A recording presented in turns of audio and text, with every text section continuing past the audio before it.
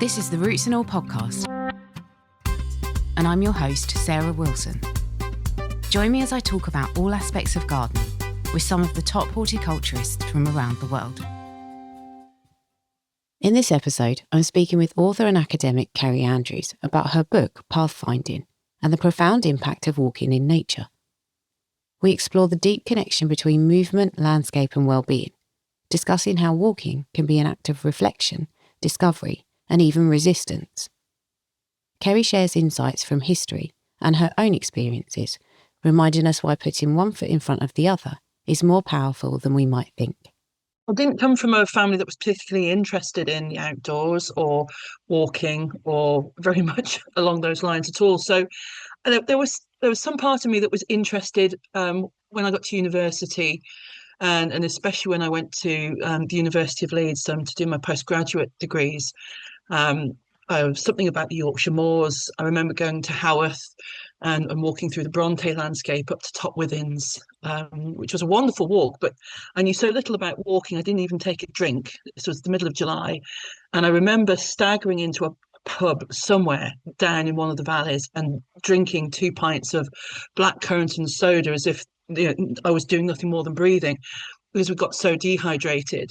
So there was a series of minor misadventures like that as I was sort of trying to get out, but didn't know how to do it or where I was going or what I was doing, and it didn't really improve much until I decided I wanted to walk the Yorkshire Three Peaks. I was very overweight. I wanted to get fitter, and I thought if I had a challenge like that to aim for, that would be really good for me.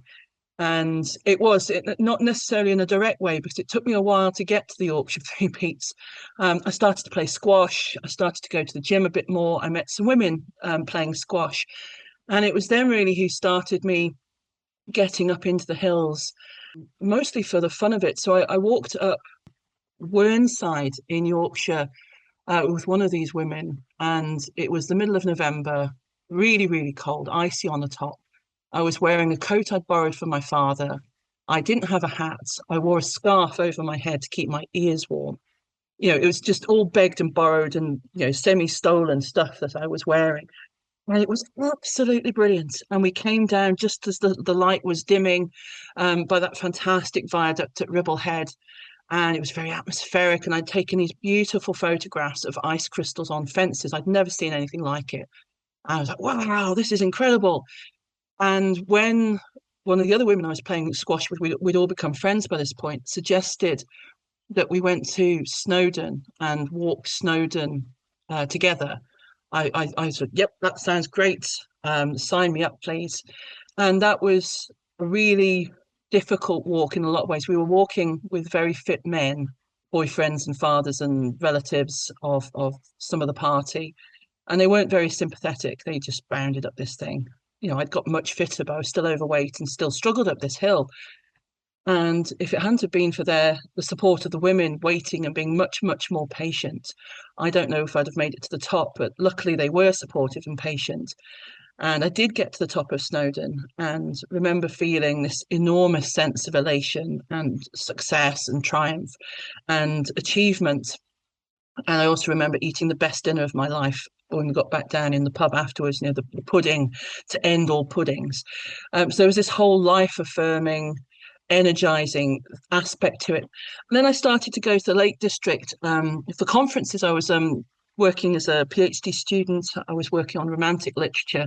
So the Lake District ended up being somewhere I was going a little bit more often. I'd never been until I was in my mid-20s. And that was really amazing. It was like another step up from the Yorkshire hills that I'd been walking. I fell in love with the lakes. And then I got my first job as an academic at the University of Strathclyde and moved up to Scotland, with having only visited Scotland once before, moved to Scotland. And the house I rented was in the middle of nowhere, but you could see Ben Lomond out of the window in my bedroom. And again, another misadventure as my partner and I decided to walk up Ben Lomond in November with no snow kit at all, not having any idea what we were doing. And we're very lucky we didn't die because there were ice rivers coming down this mountainside. a very, very cold day. We got no clue what we were letting ourselves in for, no sense at all of the seriousness of the Scottish mountains. But we didn't die. We made it to the top, and more remarkably still, we made it down without slipping to our deaths. And the next spring, I joined a walking group, having decided that I was an absolute idiot and needed some supervision. And they were the ones who really sort of managed to bring together my increasing enthusiasm for walking and do something about my pig ignorance. So they taught me some skills. I learnt from the more experienced walkers I was with and got fitter, much, much fitter. So by the middle of the summer, I was walking mountains that were as big as Snowdon, but without the struggle. And from there on, I walked as much as I could, pretty much wherever I could. I've always loved going up the mountains, but it's never been an exclusive thing. I've always enjoyed walking wherever I can. And I moved across to the Scottish borders, and there's much lower hills over here, and rivers and valley walks. So I was doing a lot of that as well, finding old routes through places. So I was just walking as much as I could, and it's sort of now embedded in my sense of self. I don't quite feel myself if I can't get out for a walk. You very much get that from reading your book. You have this deep need to get outside and walk. So talking about the book, where did the idea behind documenting your walks and particularly your sort of journey with walks and motherhood, where did that idea come from? It came from a couple of different places. It came from conversations with people. It was pretty vague and nebulous. I was trying to work out what I wanted to do to follow wanderers. And I just had my first child and didn't really know what I was going to do with all of that. And it wasn't easy, the transition into motherhood at all. And I wasn't in a particularly great space to think about anything, never mind being creative. And I'd lost confidence. I'd had a bit of a bruising experience trying to find an agent. I didn't know if my writing career was just going to stop after one book. So there was lots and lots of sort of self-confidence issues going on. So I decided I was going to get some coaching and signed up for some book coaching with Sarah Rigby, who was amazing in turning what was a garbled pile of nonsense into a coherent set of ideas, and more importantly, perhaps, gave me confidence that I could do something with those ideas. So it was really her helping shape this sort of half-formed, vague gesture towards something into the first chapter. And she was suggesting to me ways in which I could weave in the historical elements, because I knew I wanted to include them, but I hadn't quite worked out how. And I was really lucky that after that, Sarah introduced me to the woman who became my agent. And then Sarah took the book for Elliot and Thompson. So the book owes a great deal to Sarah's vision and also to her ability to instill confidence in writers who've had a bit of a crisis. So those were sort of the main ingredients. It became much more personal than I had expected. Wanderers, yes, there's little bits of me in there, but it's not really about me. It's about the women I was exploring and reading and enjoying. Whereas I think with Pathfinding, the balance is quite a long way the other way towards me. And then that's sort of leavened by these other women writers whose works at various points proved crucial. So finding that balance was an interesting experience, and then also working out what walks I wanted to do and where, and trying to find places of significance. Happenstance shaped the course of the book as well, and directed some of the ways in which the later chapters played out. I really did not intend to walk up a Monroe in the 5th chapter. That genuinely happened by accident, but it then seemed to spark this lovely sequence of events. So it was quite nice watching how some of these funny encounters, meeting Sarah, I didn't know she was going to take the book. I didn't know where that would go. And meeting my friends in a car park, I didn't know where that was going to go. And with a lot of support, particularly from my agent, particularly Kay Peddle, and particularly from Sarah, who've really helped nurture me as much as the book and helped shape that. It's very much been a team effort, and I couldn't have brought it all together without their help. I mean, it's great because it's almost like you're with you when these things happen, and you're as much surprised probably as you were at the time. But you mentioned about the sort of historical figures in the book, and they are women. Was there anyone that sort of stood out to you as you were writing about them?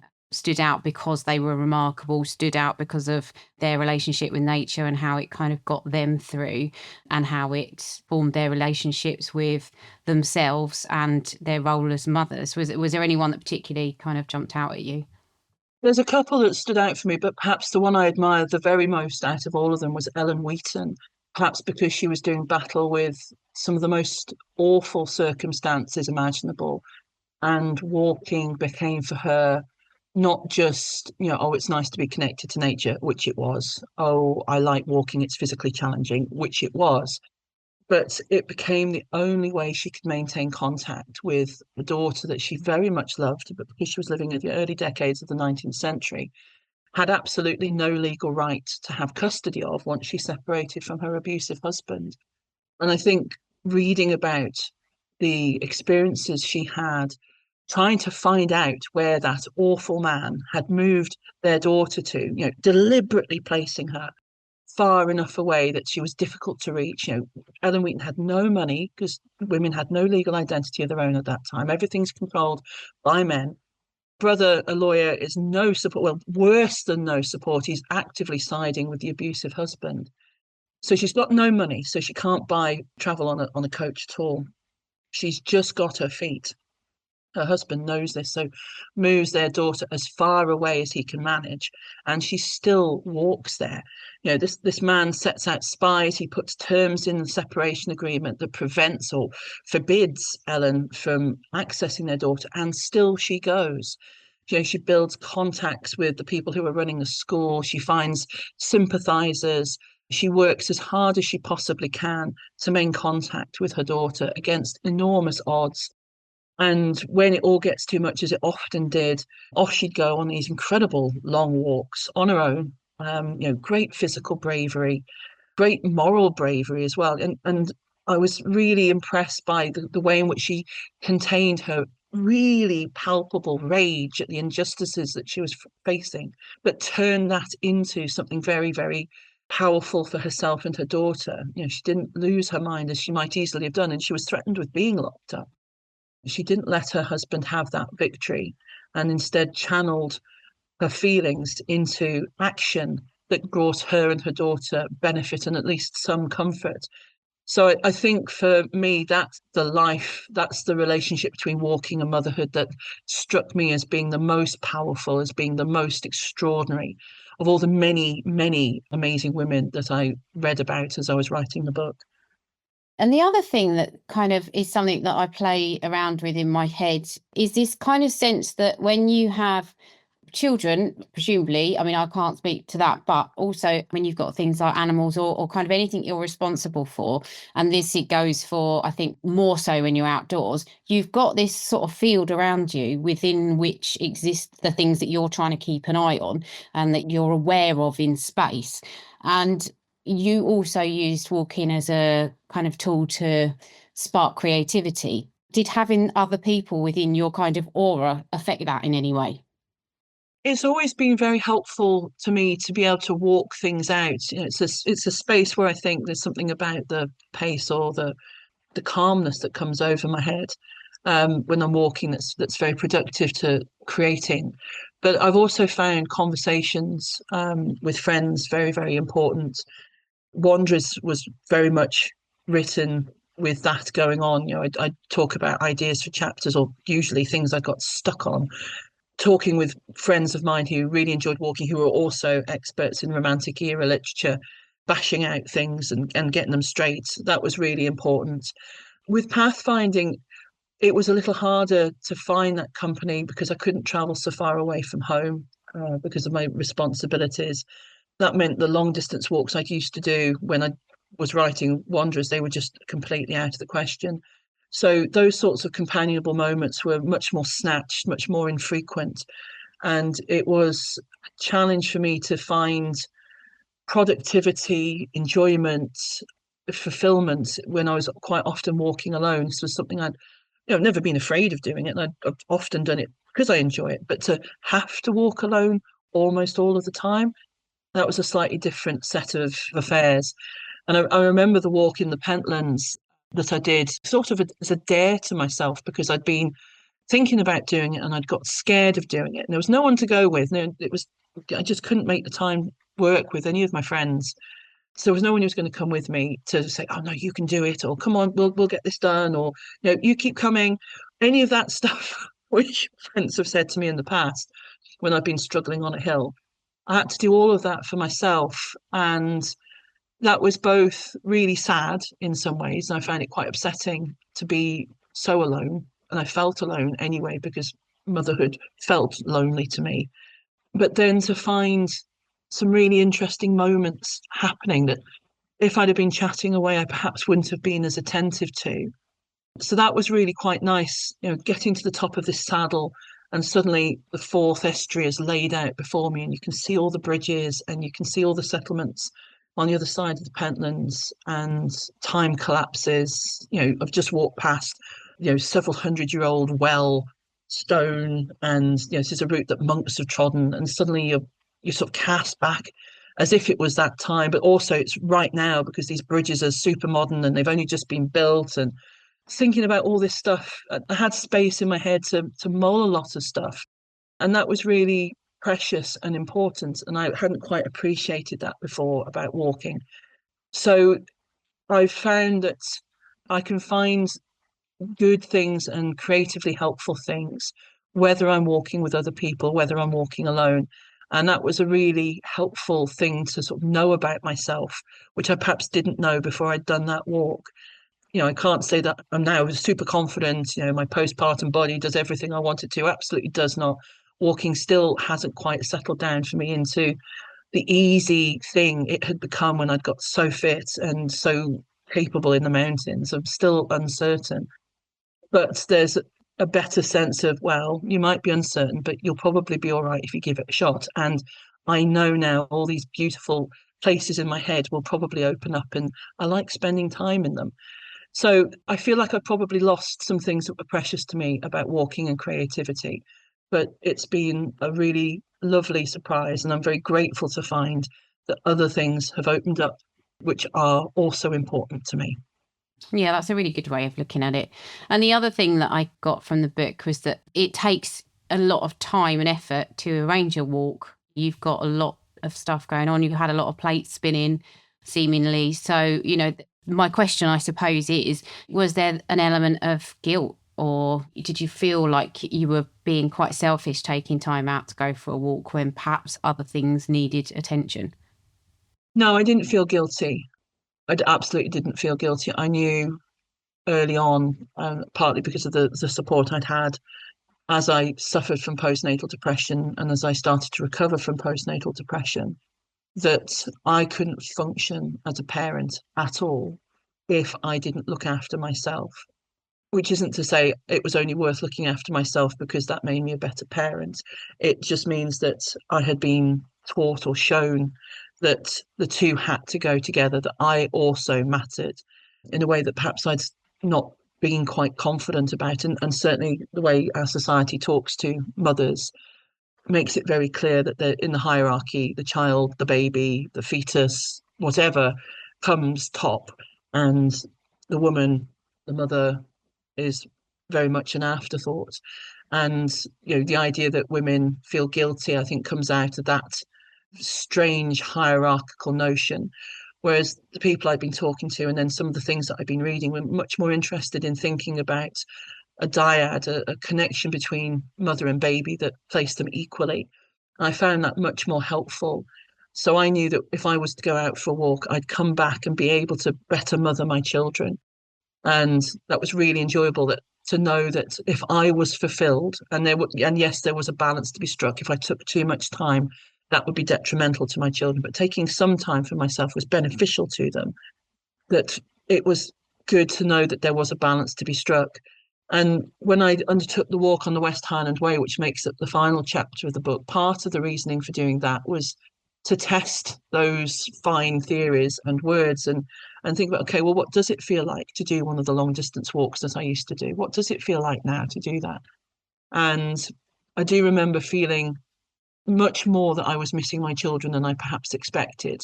much more deep-seated yearning to be home than I'd expected. I still didn't feel guilty about it because this was my job. It was part of my identity as a writer, and it was something I'd wanted to do. And there's nothing wrong with people having ambitions, whatever stage of life they're at, whoever they're responsible for.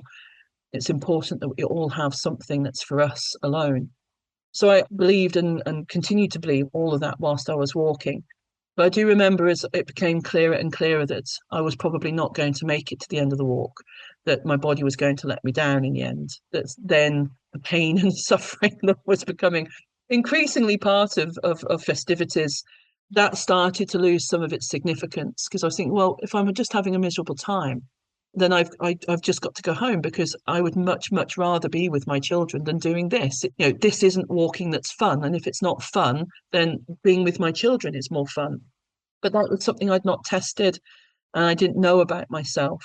And it was again nice to feel that I could be away from home, but there was probably an optimum time to be away from home. That the week or so that I'd planned was probably a bit too much, but 4 or 5 days was probably quite nice. It was enough to give me a sense of being away, enough for achieving something without getting too long. So again, it was nice to test that out and see just where that elastic bond between my children and me stretched to, what was the optimum tautness. So that was really, it was really good to do that, even though the walk itself didn't necessarily go the way I planned.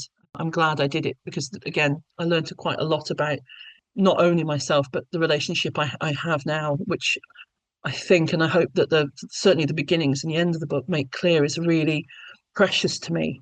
And that being with my children, and perhaps later as they get a little older and a little less whingy, walking might be something that we could share together. And that's something I really hope for.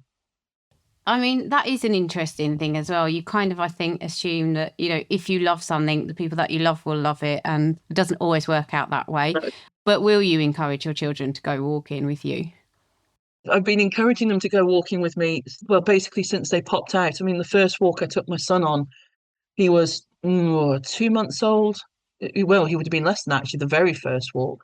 But we took him on a reasonably big walk up into the higher hills and the borders, the middle of winter. I don't know what we'd have done if my friends hadn't brought hot chocolate with them, because I had to breastfeed him on the top of this icy, windswept, snow-covered hill.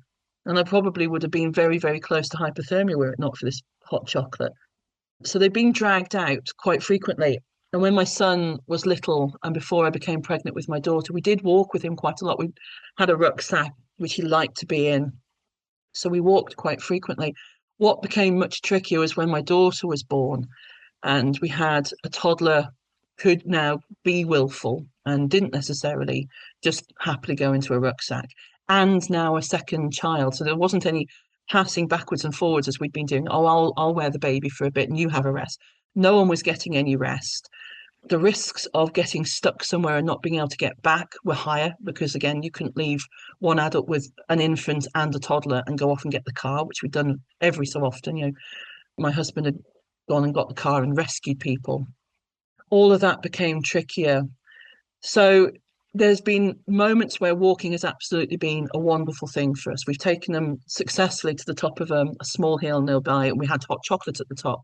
We went for smiles, not miles, and that was great. And sometimes we've been able to encourage them when we've been out with their friends. But I know from talking to other parents who live near me that everybody has this problem, that their children are just at a funny age. And that's in a couple of years' time, when my son is 7 or 8 or 9, that it may well get easier again. So I'm trying to never make it miserable for them. I've heard far too many stories from people who walk now, but went, oh, my parents dragged me up this, that, and the other, and I didn't want to walk ever again. I don't want my children saying that in 30 years. So we're trying to make it a low-key thing, but equally trying not to let, walking's boring, which is what my son says at the moment, necessarily be the end and final word on the matter. So we're trying to strike a balance. Again, there's a lot about pathfinding and about motherhood and my relationship with my children. It all seems to be finding the balance that's right for us, and that will look different for other people. Other people may well have children that just want to bound up things, but mine are not those children. And equally, other parents might have children who are more difficult to encourage.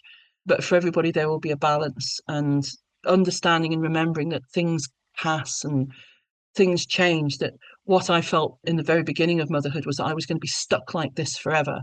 I didn't know that things would move, that my child would develop, that it would get better. So I've got a bit more confidence that even if at the moment it's a bit difficult with my children to get them out for a walk, that I just need to relax about that, and that there will be time when we can try again, and we probably will be a bit more successful, and to just trust that process, which is, what I had to learn to do as I was recovering from postnatal depression. So I think that's going to be a helpful life lesson as well, as my children's whims ebb and flow from what we're interested in and what they're interested in. But we'll see how we go. Absolutely. And I've got a question. It's very much on kind of practically writing. It was that, you have a lot of interesting and in-depth conversations as you're walking with people. You kind of repeat them in the book. And I wondered, how did you record those? How did you remember them or capture them? Are you kind of writing from memory when you recount the conversations? A little bit, yes. Other times I was keeping notes as I went. I was using the notes function on my phone as well. I checked quite a lot of what I'd written with the person I was walking with as well. And, everything that I wrote got checked by whoever I'd been walking with for that chapter to make sure that I hadn't completely misrepresented things. So it was a combination of things to try and make sure that I'd sort of captured those details. And it was also iterative. When I started writing the book, I didn't quite know what information I would need, how to include and describe, because that wasn't really something I did in Wanderers. This was, new writing skills for me. So there was a period of just being really stupid about it and not quite knowing, that from earlier chapters really then helped inform subsequent chapters, where I knew much quicker, okay, that's the sort of detail I'm going to want later. I need to note that down. So I got smarter about it too. So it was a mixture of things, but I'm very grateful to be able to have the people I'd walked with confirm for me things, so that I could be confident that I was representing what we talked about accurately. Thank you to Kerri for sharing her experiences, and thanks to you for listening. If you like this episode, I recommend checking out episode 321, Weathering It All, and 276, Unearthing. You can download or listen to the podcast direct from the website rootsandall.co.uk. Please also check out my Patreon, where you can make a one-off donation or take out a monthly subscription to help support the podcast. Because if you enjoy the show, please help it continue. I also have a GoFundMe where you can make a one-off donation. Even a one-off donation of £1 helps, and I'll be really grateful for your support. So please go to Patreon or GoFundMe and search for Roots and All Podcast.